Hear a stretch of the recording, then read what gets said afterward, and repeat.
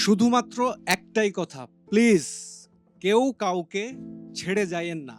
আবিদ, আপনার এই আহ্বান, এই অনুরোধ, এই আন্তরিকতা শতভাগ সমর্থন আপনি পাননি ঢাকা বিশ্ববিদ্যালয়ের কেন্দ্রীয় সংসদ নির্বাচনে ডাকসুতে। কেন? শুরুতে আপনাকে ধন্যবাদ। আপনার মধ্য দিয়ে নিউজ 24 আজকের এই পডকাস্ট আমাকে আমন্ত্রণ জানিয়েছেন, এজন্য আমি কৃতজ্ঞতা জ্ঞাপন করছি। আবিদ, একটু আমি থামাবো। দর্শক, আপনাদের স্বাগত নিউজ 24 ডিজিটাল স্টুডিওতে রহমানির সাথে অনুষ্ঠানে। আমি কাইসার রহমানি আপনাদের সঙ্গে উপস্থিত রয়েছি। আর আমার সঙ্গে রয়েছেন বাংলাদেশের ছাত্র রাজনীতিতে বেশ কয়েকজন বেশ আলোচনায়। তাদের মধ্যে একজন আবিদুল ইসলাম খান আবিদ, যিনি জাতীয়তাবাদী ছাত্রদলের ঢাকা বিশ্ববিদ্যালয়ের যুগ্ম সাধারণ সম্পাদক, এবং আপনারা সবাই জানেন যে বিগত দিনে যে ডাকসু নির্বাচন হয়েছেন তিনি ছাত্রদল মনোনীত প্যানেলের ভিপি প্রার্থী ছিলেন।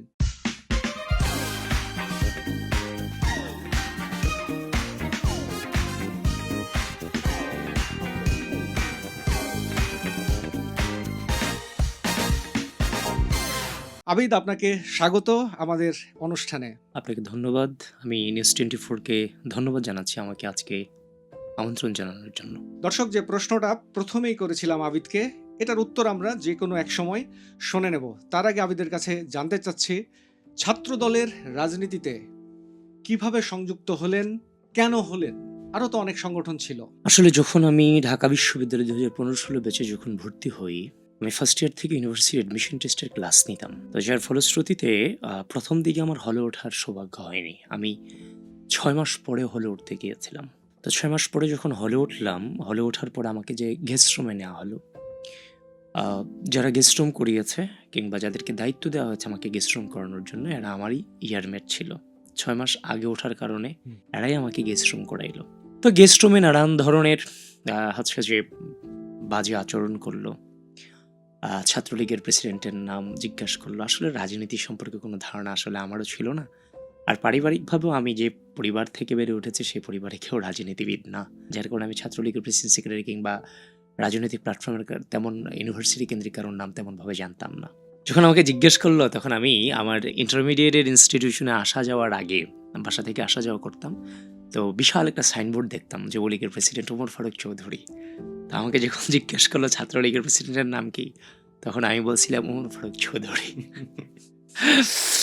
তো যাই হোক, আমি তো সিরিয়াসের সাথেই বলছিলাম, আসলে তেমন কিছুই বলছিলাম না। তো পরে হচ্ছে যে এটা বলার পর তো আমার উপর একটা অমানবিক মানসিক টর্চার নেমে আসলো। তো এক পর্যায়ে খুব বাজেভাবেই পারিবারিক ব্যাকগ্রাউন্ড ধরে বিভিন্নভাবে গালাগালিজ করলো। করার পরে তখন আমি, কারণ এগুলো তো এই ধরনের আচরণ দেখে তো আমরা ছোটোবেলা থেকে কখনোই অভ্যস্ত নয়, ওইভাবে পারিবারিকভাবে বেড়ে উঠি নাই। আমার আশেপাশের বন্ধুবান্ধবের সাথে আমি যোগাযোগ করলাম, কি করা যায়। আমি তো আসছিলাম হলে, আমার বাসা ঢাকাতেই, কিন্তু আমি হলে উঠছিলাম যেন একটা সার্কেলটা যেন বাড়ানো যায়। পরবর্তীতে বেডিংপত্র ছিল, ওটা রেখেই আমি হল থেকে বেরিয়ে যাই, বেরিয়ে বাসায় চলে আসি। তো এই যে রাজনৈতিক অপসংস্কৃতি দেখলাম, যে এইরকম এই লেভেলের নোংরামি, তারপর হচ্ছে যে রাত হলে স্টুডেন্টদেরকে বের করে দেওয়া হয় যে তোমরা ইউনিভার্সিটি ঘুরে চিনে আসো। ম্যাক্সিমাম সময়ে এই রাজনৈতিক অপসংস্কৃতিকে কাউকে না কাউকে রুখতে হবে। এটাকে মূলোৎপাটন করা যায় কোন জায়গাটা থেকে? এই যে আমার চিন্তাধারা শুরু হলো যে রাজনৈতিক, একদিকে পারিবারিক, আরেকদিকে আমি যখন ইউনিভার্সিটিতে আসার পর যখন এগুলো শিকার হলাম যে কিভাবে এটাকে মূলোৎপাটন করা যায়, তখন আমি ওই সময়টাতে দেখেছি যে দৃশ্যমান কোন সংগঠনটা আছে যারা ছাত্রলীগকে কিংবা হাসিনাকে সরাসরি চ্যালেঞ্জ করতে পারে। একমাত্র রাজনৈতিক ছাত্র সংগঠন বাংলাদেশ জাতীয়তাবাদী ছাত্রদল তখন ছিল, যারা সরাসরি হাসিনার চেয়ারকে চ্যালেঞ্জ করতে পারতো। একমাত্র রাজনৈতিক ছাত্র সংগঠন। কারণ আমি এমন কোনো সংগঠনে যাব না যেখান থেকে কুসুম কুসুম বিপ্লব করা যায়। আমার টার্গেট হাসিনা, আমার টার্গেট ছাত্রলীগ। সুতরাং ওইখানে হচ্ছে যে একমাত্র বাংলাদেশ জাতীয়তাবাদী ছাত্রদল ছাড়া অন্য কোনো প্ল্যাটফর্ম থেকে সেটা সম্ভব না। আমি নিজে আমার ফেসবুকের সার্চ অপশনে লিখেছি কবি জসীমউদ্দিন হল ছাত্রদল, লিখে কারা আছে তাদেরকে খুঁজে বের করেছি। খুঁজে বের করে আমি আমার রাজনীতিতে এসেছি। আমাকে কেউ রাজনীতিতে নিয়ে আসেনি। সচেতনতার জায়গা থেকে রাজনৈতিক অপসংস্কৃতিকে ঘৃণা করে, এই রাজনৈতিক অপসংস্কৃতিকে মূলোৎপাটন করার উদ্দেশ্যে আমি নিজে ছাত্রদলকে খুঁজে বের করে আমি এই ছাত্র রাজনীতিতে নিজেকে জড়িয়েছি। আজকে যেই ছেলেটা ছাত্রলীগের প্রেসিডেন্টের নাম জানতো না, রাজনীতির রস সম্পর্কে যার কোনো ধারণা ছিল না, আজকে আমি আপনার সামনে বসে আছি শুধুমাত্র বাংলাদেশ জাতীয়তাবাদী ছাত্রদলের আদর্শকে ধারণ করে। সেই সময়টা কেমন কেটেছে? মামলা, গ্রেফতার, এটা তো মানে খুব সাধারণ বিষয় ছিল, এবং মানে ব্যাপক হারে হতো। তো সেই সময়কার কিছু গল্প আপনার শুনতে চাই। দেখেন, আমরা বাংলাদেশ জাতীয়তাবাদী ছাত্রদল যারাই করেছি, আমাদের প্রত্যেকের প্রত্যেকটা সেকেন্ড হিস্ট্রি, প্রত্যেকটা মুহূর্তের ইতিহাস আমাদের আছে। পরিবারকে ম্যানেজ করা, প্রতিটা মুহূর্তে রাজনীতিকে মেনটেন করা। আমরা বাসা থেকে বের হতাম, বাসায় যে ফিরে যাবো এটা আমাদের জন্য এক প্রকার ভাগ্য ছিল। যে হ্যাঁ, আমরা বাসায় ফিরে আসছি, এটা আমাদের ভাগ্যের ব্যাপার ছিল। ঢাকায় আমরা যে বাসাটায় থাকতাম, আমি কিন্তু ঢাকারই ভোটার। তা আমি যে বাসায় থাকতাম ওইটা আমাদের নিজেদের বাসাই ছিল। যখন মানে ২০২৪ সালের নির্বাচনের সময়টাতে, ওই নির্বাচনের আগেই পরিবারের সাথে কথা বলে আমাদের যে নিজেদের যে বাসাটা ছিল, সেই বাসা কিন্তু হচ্ছে যে ছেড়ে দেয়া হয়। ওই বাসা ছেড়ে আরেকটা বাসায় আমরা ভাড়া নেই, মানে পরিবারকে ওইখানে ট্রান্সফার করে ফেলি। যেভাবেই হোক মানে বিভিন্নভাবে বুঝায় এটা কাজটা করি, কারণ আমাকে খুঁজতে এসে যদি আমার পরিবারের উপর কোনো কারণে আক্রমণ হয়, তাহলে আমি জানি আমার পরিবার সেটা নিতে পারবে না। তো যার ফলশ্রুতিতে নিজের বাসা ছেড়ে কিন্তু ভাড়া বাসা, নিজের বাসার যে ঠিকানাটা ছিল ভোটার আইডি কার্ড কিংবা বিভিন্ন জায়গায়, এটাকে গোপন করবার জন্য ওই বাসা ছেড়ে দিয়ে ভাড়া বাসায় আমরা উঠি। পুরো পরিবারই কিন্তু এটার জন্য সাফার করে। এবং ২৪ সালের নির্বাচনের আগে আমি আমার আব্বা আম্মাকে, বড় ভাই তো, মেজো ভাই তো থাকতেন না ঢাকায়, উনি তো বরিশালে থাকতেন। তো বড় ভাই দেশের বাইরে থাকেন, পর্তুগালে থাকেন। তো আব্বা আম্মাই কিন্তু পর্তুগালে যাবে না যাবে না যাবে না, পরে শেষ পর্যন্ত নির্বাচনকে সামনে রেখে ৬ মাস আগে আব্বা আম্মাকেও হচ্ছে যে দেশের বাইরে পাঠিয়ে দেয়। কারণ কোনো কারণে যদি, আমার কারণে যদি বাসা পর্যন্ত কোনো কারণে আক্রমণ হয় কিংবা খোঁজে লাস্ট পর্যন্ত বেরও করে ফেলে, তখন বাবা মা এটা নিতে পারবে না। আমি আমার বাবা মাকে চিনি, অত্যন্ত নরম মানুষ, এবং হচ্ছে যে এগুলা তারা খুবই ভয় পায়, ব্যাপারটা হচ্ছে ওরকম। তো এই স্যাক্রিফাইসগুলো তো ছিলই। আর তাছাড়া তো বলতে গেলে এগুলায় অনেক হিস্ট্রি, আমাদের সামাজিক, রাজনৈতিক, অর্থনৈতিক, সাংস্কৃতিক কোনো জীবনই তো আমাদের আলটিমেটলি ছিল একটা না। এই যে দেখেন বিশ্ববিদ্যালয়ে এই ঘটনাগুলো, এই যে ঘটনাগুলো দিয়ে আমি বলতে যাচ্ছি, যেটা হচ্ছে যে ধরেন একদিন আমরা বন্ধুরা মিলে আড্ডা দিচ্ছি, আমার সাথে এক বন্ধু ছবি তুলবে, একজন ছবি তুলছে, দ্বিতীয় যখন ছবি তুলতে আসে তখন বলে যে না, আমি ছবি তুলবো না, আমি যদি ছবি তুলি তাহলে আমার হয়তো সরকারি চাকরি হবে না, হয়তো আমি হলে থাকতে পারবো না। এই ফিলিংসগুলো আমি তখন বুঝতে পারছি। সে সরাসরি সেটা বলিনি, তো বুঝতে পারছি জিনিসগুলো হচ্ছে ওরকম। তো আমাদের ইউনিভার্সিটি লাইফে আমাদের পাশে দাঁড়ায় কেউ ছবি তুলতে ভয় পাইতো, আমাদের সাথে হচ্ছে যে কন্ট্যাক্ট রাখাটা এদের জন্য ভয়ের কারণ ছিল। ডিপার্টমেন্টের বারান্দায় দাঁড়ায় গল্প করলে পরবর্তীতে গিয়ে জিজ্ঞাসা করতে এর সাথে তোমরা গল্প করছো কিনা, এরকম পরিস্থিতি আমাদের জন্য ছিল। সুতরাং আমাদের পুরো লাইফটাই কি হচ্ছে যে আপনার একদম ফেসিবাদ করেছে, আরেকদিকে সমাজে এমন ট্রায়াল চালু করা হয়েছে, আমাদের জীবনটা কোনো জীবনের মাঝখানেই পড়ে না। এবং বিভিন্ন পারিবারিক যে প্রোগ্রামগুলো আছে, সে প্রোগ্রামে আমি লাস্ট ৫-৬ বছরে আমি কোনো প্রোগ্রামে গেছি বলে আমার মনে হয় না। আমার নিজস্ব কোনো পারিবারিক প্রোগ্রামে কিংবা আত্মীয় স্বজনের প্রোগ্রামে আমি যাইনি। গেলে একটা কথাই বলতো, কি হবে, কিছুই তো হবে না তোমাদের দ্বারা, কেন করতেছো এগুলো? আসলে এগুলো একটা জায়গা থেকে নেওয়া যায় না। তো চারিদিক থেকে তো অসহযোগিতা ছিল। সশরীদের শুধুমাত্র ফেসিস্ট কেন্দ্রিক ছিল ব্যাপারটা তা না, এটা চারিদিক থেকে অসহযোগিতা ছিল। আর ঘটনা বললে এরকম অসংখ্য ঘটনা আছে, কিন্তু প্রত্যেকটাই ঘটনাই মনে হবে যে এক একটা হিস্ট্রি। একটা কোনো ঘটনা আছে যেটা আপনাকে খুব আবেগ আপ্লুত করে অথবা ভাবায়, এরকম কোনো একটা ঘটনা কি আমাদের বলা যাবে? তবে একটা মজার ঘটনা আছে, সেটা হচ্ছে যে অবরোধের কর্মসূচি পালিত হচ্ছে, আমরা হচ্ছে ফকিরাপুলের একটা রাস্তা, ফকিরাপুলে পানির ট্যাঙ্কির ওই দিক দিয়ে একটা হচ্ছে যে আমরা মিছিল করব। তো মিছিলে হচ্ছে যে আমরা তো মিছিলগুলো এমনভাবে করতেছিলাম যে চারদিক দিয়ে পুলিশ। আপনি ৫ মিনিটের রাস্তা যদি আপনি হাঁটেন, ৫ মিনিটের মধ্যে প্রতি ২০ সেকেন্ড পর আপনি পুলিশ, র্যাব, বিজিবি, তারপরে এনএসআই, ডিজিএফআই, তারপর হচ্ছে অন্যান্য সকল হচ্ছে যে আপনার আইনি সংস্থার যারা লোক সবাই ঘিরে রেখেছে। আর তারপর তো আওয়ামী লীগের সশস্ত্র অবস্থান আছেই।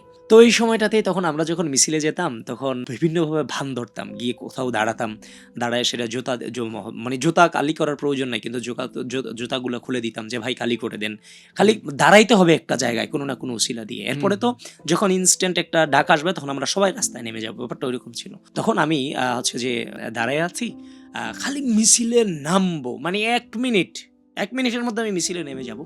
ওই সময় আমার নির্বাচনের সময় আমার বাবা মা পর্তুগাল ছিল, আমি ঢাকায় বাসায় একাই ছিলাম। তখন আম্মা ফোন দিয়ে বলতেছে, আবিদ, আমি আজকে রাত্রে স্বপ্নে ভালো দেখিনি, তুমি আজকে বেরোয়ও না। মানে কি, ১ মিনিট পরে আমি মিছিলটাতে যাচ্ছি, ওই সময় আমার কাছে ফোন দিচ্ছে যে আবিদ, আমি কিন্তু আজকে স্বপ্নে ভালো দেখি নাই, বাবা তুই যাইস না, আজকে কোনোভাবেই যাইস না।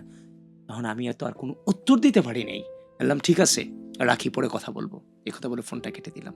কেটে দিয়ে মিছিল করে ওইখান থেকে বেরিয়ে আসলাম। কিন্তু সেদিন মিছিল থেকে 4 থেকে 5 জন অ্যারেস্ট হয়েছে সেদিন আমাদের এই মিছিল থেকেই। তাহলে এই যে দেখেন আমি মিছিলে নামবো, নামার সময় আম্মা আমাকে ফোন দিয়ে বলল যে আমি আজকে স্বপ্নে ভালো কিছু দেখিনি, আজকে তুই বেরোইস না, তুই বাসায় যাইস না, মিছিলে যাওয়ার 1 মিনিট আগে। তাহলে চিন্তা করেন আমি মিছিলে যাচ্ছি, মা ফোন দিয়ে বাধা দিচ্ছে, বলতেছে সেফ না, আমি স্বপ্নে খারাপ দেখেছি, ওখান থেকে মিছিল করতে আমাকে আসতে হয়েছে। ওই সময়টাতে আমি মায়ের ডাকে সাড়া দিব নাকি রাষ্ট্রের ডাকে সাড়া দিব? সুতরাং আসলে আমরা বিগত সময় যারা রাজনীতিটা করেছি রাষ্ট্রের ডাকে অলওয়েজ সাড়া দিয়েছি। আচ্ছা, দীর্ঘদিন তো বাসায় থাকতে পারেননি, ক্যাম্পাসেও থাকতে পারেননি, সেই সময়গুলো কোথায় থাকতেন, কার কাছে যেতেন, কি খেতেন? হলে থাকতে পারিনি, ম্যাক্সিমাম টাইমটা বাসা ছিলাম। যখন ক্রুশাল মোমেন্টগুলো আসতো তখন হচ্ছে যে আমার বিভিন্ন আত্মীয় স্বজনের বাসা আছে আশেপাশে, ওইগুলোতে থাকতাম। বিশেষ করে এই যে জুলাই আগস্ট গণ অভ্যুত্থান কেন্দ্রিক আমি নিজের বাসাতে থাকিনি প্রায় 1 মাস, পুরো আত্মগোপন পরিস্থিতিতে আত্মগোপনে ছিলাম। নিজের ফোনগুলো নিজের বাসায় টোটালি বন্ধ করে দিয়ে আত্মগোপনে ছিলাম, মামার বাসায় ছিলাম। তো এরকম অনেক আত্মীয় স্বজনের বাসায় আছে এবং অনেক মানে হচ্ছে যে এই রাজনৈতিক প্রতিকূলতায় শুভাকাঙ্ক্ষী বেশি পাওয়া যায় না, খুব অল্প কিছু শুভাকাঙ্ক্ষী পাওয়া যায়। এর মাঝে আমিও 2-1 জন শুভাকাঙ্ক্ষী পেয়েছিলাম বাবা মার বাহিরে, যেটা আমাকে পথ চলায় শক্তি দিয়েছে, কখনো আমাকে নেগেটিভলি ডিনাই করে দেয়নি। আগস্টে ছাত্র জনতার আন্দোলন, গণ অভ্যুত্থান, এটা আমরা সবাই দেখেছি, সে সময়ে আপনার ভূমিকাও আমরা দেখেছি। এবার আমরা সেই সময়ের অভিজ্ঞতা, আপনার অভিজ্ঞতা একটু আমাদেরকে জানাবেন। দেখেন, আমার ছাত্র রাজনীতি শুরু হয়েছে 2016 সাল থেকে ছাত্র রাজনীতির যাত্রা শুরু হয়েছে। একটা জিনিস অনুধাবন করতে পেরেছিলাম যে ফ্যাসিস্ট হাসিনাকে গণ অভ্যুত্থান ছাড়া সরানো অসম্ভব। এই জিনিসটা আমি খুব ভালোভাবে অনুধাবন করতে পারছিলাম। 14 তারিখ রাতে হাসিনাকে স্বৈরাচার শব্দে যখন চারিদিক থেকে যখন রাজাকার স্লোগান উঠল, সেই রাজাকার স্লোগান ওঠার পর কিন্তু এটাকে ভিন্ন খাতে নেওয়ার চেষ্টা হয়েছে আওয়ামী লীগ কর্তৃক, হাসিনা কর্তৃক, ছাত্রলীগ কর্তৃক। তখন বাংলাদেশ জাতীয়তাবাদী ছাত্র দলের ছেলেরা সেদিন রাতে কে বলেছে স্বৈরাচার সংযুক্তি ইনক্লুড মানে লিখে দেয়। তারপরে যে ছেলেটা এই স্বৈরাচার স্লোগান রাজু ভাস্কর্যকে উদ্ধৃত করলো তাকে কিন্তু সেদিন সমন্বয় একটা বাধা প্রদান করেছিল। এই জন্য আমি বলছি যে আমাদের ওই 20 জনের মিছিল নিয়ে অনেক মকারি হইতো হরতাল অবরোধের সময় যে এদের দ্বারা কিছু হবে না, কিন্তু ওই যখন আলটিমেট সিদ্ধান্ত নেওয়ার প্রয়োজন 14 তারিখ রাতে রাজু ভাস্কর্য থেকে 14 জুলাই রাতে হাসিনাকে গোটা বাংলাদেশব্যাপী স্বৈরাচার শব্দে প্রতিষ্ঠিত করেছিল কিন্তু ওই ছাত্র দলের ছেলেটাই। এটা কিন্তু অন্য কারো দ্বারা সেদিন রাতে সম্ভব হয়নি এবং গোটা বাংলাদেশ সেটাকে লুফে নিয়েছিল। এই পুরা গণ অভ্যুত্থানে ছাত্র দলের যথেষ্ট ভূমিকা ছিল। 150-এরও প্রায় 143-এর অধিক নেতাকর্মী আমাদের শাহাদাত বরণ করেছে, জীবন দিয়েছে। সুতরাং এই গণ অভ্যুত্থান কেন্দ্রিক ছাত্রদলের ভূমিকা অপরিসীম ছিল, কিন্তু সামগ্রিক সকলের অংশগ্রহণ হয়েছিল বলেই এই গণ অভ্যুত্থান সফল হয়েছে। এমন কোনো ঘটনা যা আপনার সামনে ঘটেছে যেটা আপনাকে আজও শিহরিত করে, আজও ভাবায়, আজও কাঁদায়, এরকম কোনো একটা ঘটনা, কোনো একটা মুহূর্ত আমাদের সাথে একটু শেয়ার করা যাবে? 5 আগস্ট দিনটা ছিল আমার জন্য অনেক বড় একটা পরীক্ষার। আমি যে ফিরে আসছি এটা খোদা তাআলার এক অলৌকিক হচ্ছে যে নির্দেশনায় হয়তো আমি ওখান থেকে ফিরে আসছি। আমার ফিরে আসার কোনো সুযোগ আলটিমেটলি সেদিন ছিল না চাংখারপুল থেকে। কেন? ঢাকা মেডিকেলের নতুন বিল্ডিং এর দিকে আমি যখন ঢুকলাম, ঢোকার পরে দেখলাম ছত্রভঙ্গ অবস্থায় অনেক স্টুডেন্ট সেখানে দাঁড়িয়ে আছে। তখন আমি উপস্থিত যারা ছিল আমরা সম্মিলিতভাবে বললাম যে আমরা এখানে একটা স্পিচ দিব, কথা বলবো, আমরা আবার এই চাংখারপুলি নামবো। কারণ আমাদের পেছনে ফেরার কোনো সুযোগ নাই। আমাদের হাতে আছে না লাঠি, না আছে আমাদের হাতে গুলি, আমাদের হাতে শুধুমাত্র আছে 3.5 হাত বড়ি আর সাহস। তখন সবাই যখন জড়ো হলো তখন আমি উপস্থিত ছাত্রজনের উদ্দেশ্যে অলৌকিকভাবেই ভাই বললাম যে প্লিজ কেউ কাউকে ছেড়ে যায়েন না। তখন আমার পাশে যে ছেলেরা আমি বক্তৃতা দেওয়ার সময় সবচেয়ে বেশি উজ্জীবিত ছিল, মানিক মিয়া সাহারিক, তখন আমি জানতাম না ছেলেটা মুন্সিগঞ্জ পৌর ছাত্র দলের সদস্য সচিব। তখন আমি জানতাম না সেই ছেলেটা সর্বপ্রথম পুলিশের স্নাইপার এটাকে ঠিক আমার চোখের সামনে লুটিয়ে পড়ল, চোখের সামনে। শুধু সে না, তাকে আমরা পরবর্তীতে আইডেন্টিফাই করতে পেরেছি। তারপর সেখানে আনাসও কিন্তু সেখানে শহীদ হয়েছে। যদি আর না ফিরি তবে কষ্ট না পেয়ে গর্বিত হয়ে জীবনের প্রতিটি ভুলের জন্য ক্ষমা চাই, সে আনাসও কিন্তু সেই চাংখারপুলে শহীদ হয়েছে। চোখের সামনে শহীদ নিয়ে যাচ্ছে হসপিটালে নিয়ে যাওয়ার পরও যে আমরা থেমে গেছি ব্যাপারটা তা না। তো এই পুলিশের গুলির মুখে দাঁড়িয়ে আমরা যুদ্ধ করলাম প্রায় ঘন্টাখানেক। হওয়ার পরে শাহবাগে গিয়া যখন শাহবাগ চত্বর অবস্থান নিলাম, অবস্থান নিয়ে স্লোগান ধরলাম, এই মুহূর্তে খবর এলো খুনি হাসিনা পালিয়ে গেল। ঠিক এর কিছুক্ষণ পরেই হাসিনা দেশ ছেড়ে ভারতে পালিয়ে গেল। এবং যারা আমার সাথে রাজনৈতিক জুনিয়র যারা ওঠা বসা করেছে, আমি সবার সাথে যখন খুব ক্লোজলি মিশেছি, তখন আমি বলতাম যে আমার একটাই স্বপ্ন, যে রাজপথ দখল করতে এত কষ্ট হচ্ছে আমাদের, একদিন সেই রাজপথ আমাদের দখলে আসবে। সেদিন আমি রাজপথে, হাসিনা পতনের পরে আমি রাজপথে ঘুমাবো, শুধু আমি রাজপথে ঘুমাবো, আমার আর কোনো কাজ নেই। শাহবাগে যেদিন হাসিনা চলে যায়, আমরা উদযাপন করে শাহবাগ থানার সামনে কাদার মধ্যে, বৃষ্টি ছিল তো, কাদার মধ্যেই আমি প্রায় 40-45 মিনিট ঘুমাইছি ভাই। স্টুডেন্টের, আমার আশেপাশে যারা ছিল তাদের পায়ে মাথা রেখে আমি 40-45 মিনিট ভাই ঘুমাইছি। ঘুম থেকে উঠে হাঁটতে হাঁটতে সোজা বাসায় এসেছি। সরকারে যাইনি, মন্ত্রণালয়ে যাইনি, তারপর হচ্ছে বিভিন্ন টেন্ডার, বিভিন্ন বাণিজ্য, এগুলো আমরা করতে যাইনি, সোজা বাসায় ফিরেছি। আচ্ছা, আপনার এই যে স্লোগানটা, প্লিজ কেউ কাউকে ছেড়ে যায় না, স্লোগান হিসেবে ছড়িয়ে গেল, এটা কি করে আপনার মাথায় আসলো? কোনো কি মানে ঘটনা আছে? ভাই এটা আমিও বলছি ভাই, এটা অলৌকিক, এটা চলে আসছে, কোনো প্রিপারেশন ছিল না। আমি দাঁড়িয়েছি বক্তৃতা দেওয়ার জন্য, আমার মুখ দিয়ে এটাই বের হয়েছে এবং এটা উপস্থিত ছাত্র জনতাকে স্পর্শ করেছে এবং এই লাইনের সাথে 5টা শহীদের রক্ত মিশে আছে এবং এই লাইনটা অমর এবং বাংলাদেশের ইতিহাসে এই লাইন অমর হয়ে থাকবে। আচ্ছা, আমরা শুরুই করেছিলাম এই লাইনটা দিয়ে, উত্তরটা আপনার নিয়ে নাই, এখন নেব। আপনি একটু আগেই বললেন যে স্বতঃস্ফূর্ত সমর্থন আপনি পেয়েছিলেন। ডাকসু নির্বাচনের সময়ও আপনি এই কথা বারবার বলেছেন, কিন্তু বাস্তবতা হচ্ছে আপনাদের পরাজয়। এটা কেন?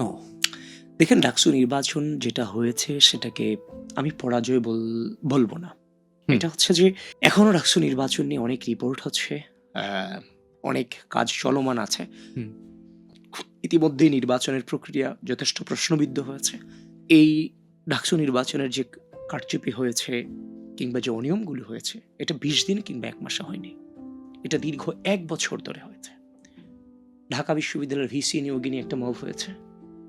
ভিসি নিয়োগ হওয়ার পরে বর্তমান ভিসি মহোদয়, তার নির্দেশে হলের প্রভোস্টরা হলগুলোতে বেচ প্রতিনিধি কমিটি করেছিল। সেই বেচ প্রতিনিধি কারা ছিল, কারা মব করেছিল 5 আগস্টের পরে যে ছাত্র রাজনীতি থাকবে না, তাদেরকে দিয়ে বেচ প্রতিনিধি করা হয়েছে। তারা কারা? ডাকসু নির্বাচনের পরে কিন্তু রিপোর্ট এসেছে সবাই শিবির, এবং তাদেরকে হলে প্রতিষ্ঠিত করা হয়েছে 1 বছর ব্যাপী বিভিন্ন মবের মধ্য দিয়ে। এটাতে কে জড়িত? স্বয়ং ভিসি জড়িত, প্রভোস্টরা জড়িত, প্রক্টর নিজে সেখানে জড়িত। এগুলো কি লেভেল প্লেইং ফিল্ডকে ক্ষুণ্ণ করিনি? নিঃসন্দেহ করেছে।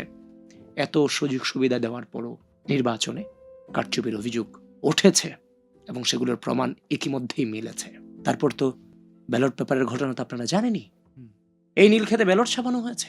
আমাদের সকল প্যানেলরা যখন ভিসি প্রক্টরের কাছে গিয়েছে, প্রক্টর নিজে বলেছে জলজন্ত মানুষ বানিয়ে দিতে পারে নীলক্ষেত, কিন্তু আমরা ব্যালট ছাপাইনি। আমিও বলছি ব্যালটের সংখ্যা, ব্যালট কোথায় ছাপানো হয়েছে নির্বাচনকে প্রভাবিত করে না, কিন্তু তাদের যে লুকোচুরি, তাদের যে মিথ্যা চর্চা অবশ্যই নির্বাচনকে প্রভাবিত করে।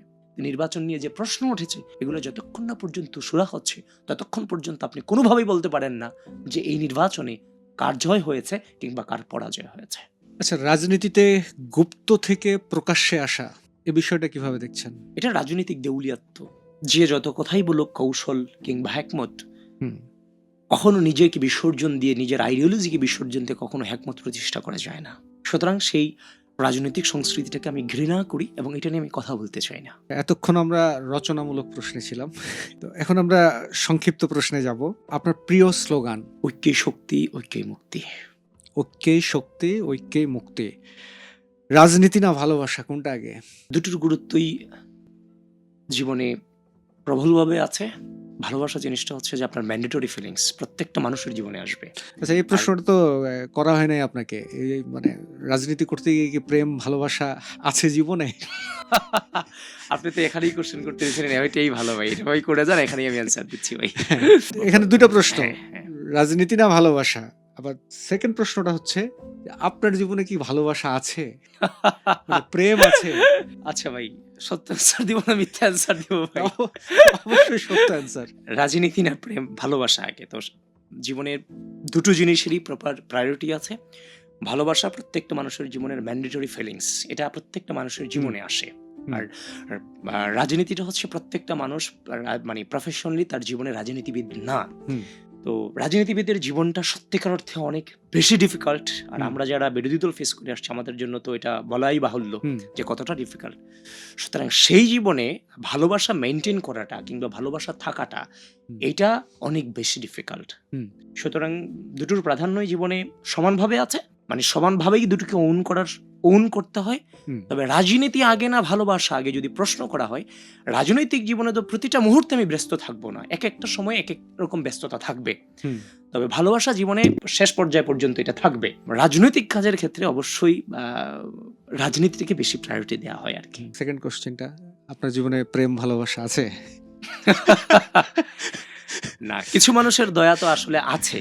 কিছু মানুষের কারণ হচ্ছে যে রাজনৈতিক জীবনে ভালোবাসাটা মেইনটেইন করাটা সত্যিকার অর্থে অনেক বেশি ডিফিকাল্ট, নিঃসন্দেহে। তারপরেও কিছু মানুষের দয়া কিছু মানুষের জীবনে থাকে, বিধায় জীবনগুলো আসলে সুন্দর হয় আর কি। যদি রাজনীতি না করতেন তাহলে কি হতেন? অবশ্যই ইনফ্লুয়েন্সার না গায়ক? অবশ্যই শিক্ষক। শিক্ষক। কখনোই কি মিছিলে গিয়ে স্লোগান ভুলে গেছেন? না, এমনটা হয়নি কখনো। আপনার ফোনে ভাই নামে কয়জনের নাম্বার সেভ করা আছে? আমাদের সার্কেলটা অনেক বড়, অসংখ্য। অসংখ্য। আচ্ছা, এটা আমি আমি করি, আপনি করেন কিনা আমি জানি না, এই জন্য জিজ্ঞেস করছি। নিজের নাম কখনো গুগলে সার্চ দিয়েছেন? আমি নিজে দেইনি, কিন্তু জুনিয়ররা আমাকে দেখিয়েছে দিয়ে। আপনি কি কখনো ক্যাম্পাসে সেলফি তুলতে তুলতে মিছিল মিস করেছেন? এরকম কিন্তু হয়, কখনো কখনো ঘটে যায়, খেয়াল থাকে না। না, তো এরকম কি আপনার না, কখনো এমনটা হয়েছে? হয়নি কখনো। বক্তৃতার আগে আয়নার সামনে প্র্যাকটিস করেন না সরাসরি মাঠে চলে যান? অবশ্যই আমি আয়নার সামনে প্র্যাকটিস করি, নিজে অনেক প্র্যাকটিস করি। এটা আগে বেশি হতো, এখন অতটা করতে হয় না।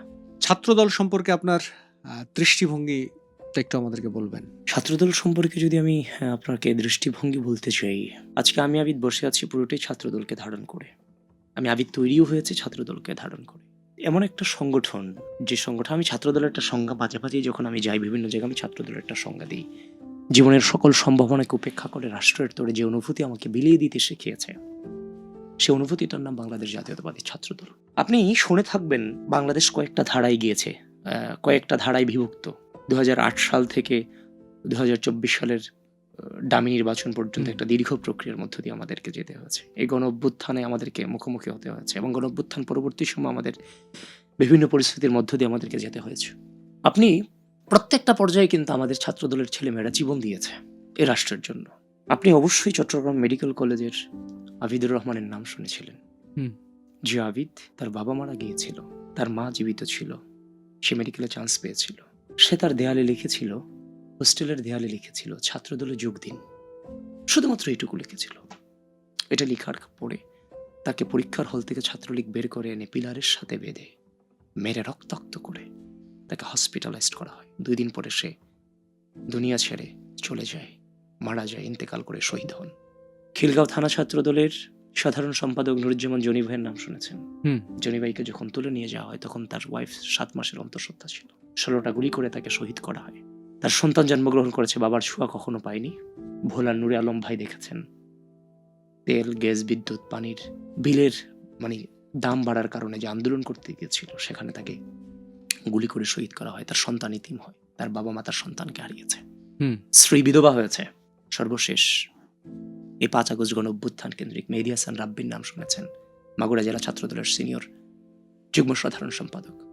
নতুন বিয়ে করেছেন, স্ত্রী অন্তঃসত্ত্বা ছিল, শহীদ হয়ে গেছেন গুলিতে, পুলিশের গুলিতে।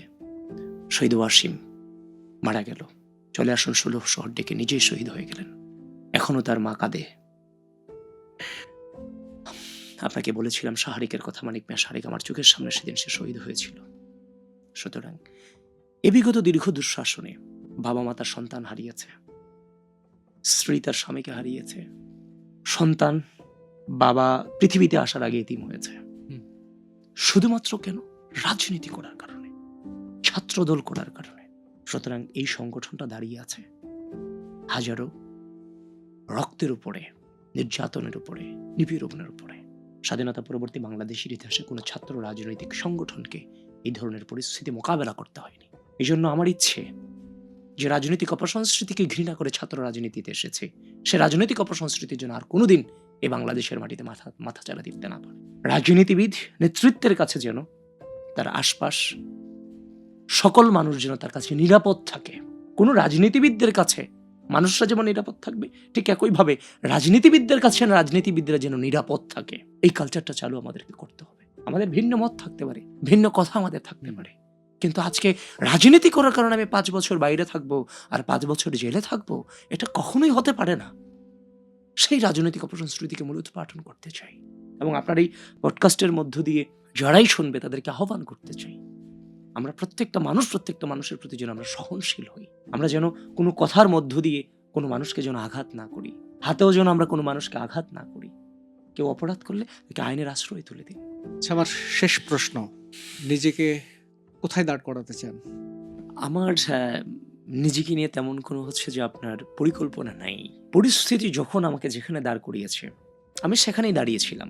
যখন যেখানে যে পরিস্থিতিতে আমার প্রয়োজন পড়েছে, রাষ্ট্রের প্রয়োজনে, আমি সেখানেই দাঁড়িয়েছিলাম এবং পরিস্থিতি আমাকে সামনে যেখানে নিয়ে যাবে আমি সেখানে যাওয়ার জন্য প্রস্তুত আছি। আমার নিজস্ব কোনো টার্গেট নেই আমাকে এখানে যেতে হবে, এখানে যেতে হবে, এটা করতে হবে, ওটা করতে হবে। তবে একটা চাহিদা আছে, সেটা হচ্ছে যে রাজনৈতিক জীবনের ব্যস্ততা পাশাপাশি যে চ্যালেঞ্জগুলো মোকাবেলা করে একটু রিল্যাক্সেশন দরকার জীবনে, কারণ এখনো পর্যন্ত রিল্যাক্সেশন হয়নি জীবনে বুঝ হওয়ার পরে। আবিদুল ইসলাম খান আবিদ, আপনাকে অত্যন্ত ধন্যবাদ এবং কৃতজ্ঞতা। আপনি আপনার এই ব্যস্ত সময়ের মাঝেও কিছু সময় আমাদেরকে দিয়েছেন। আপনার প্রতি আমি আন্তরিক কৃতজ্ঞতা প্রকাশ করছি। ধন্যবাদ ভাই, ধন্যবাদ। দর্শক, রহমানের সাথে অনুষ্ঠানে আজকে উপস্থিত ছিলেন বাংলাদেশ জাতীয়তাবাদী ছাত্র দলের ঢাকা বিশ্ববিদ্যালয় শাখার যুগ্ম সাধারণ সম্পাদক আবিদুল ইসলাম খান আবিদ। আগামীতে নিশ্চয়ই আমরা আবারও কোনো গুরুত্বপূর্ণ অতিথিকে আপনাদের সামনে নিয়ে আসব। আপনারা আমাদের সঙ্গেই থাকবেন, ভালো থাকবেন।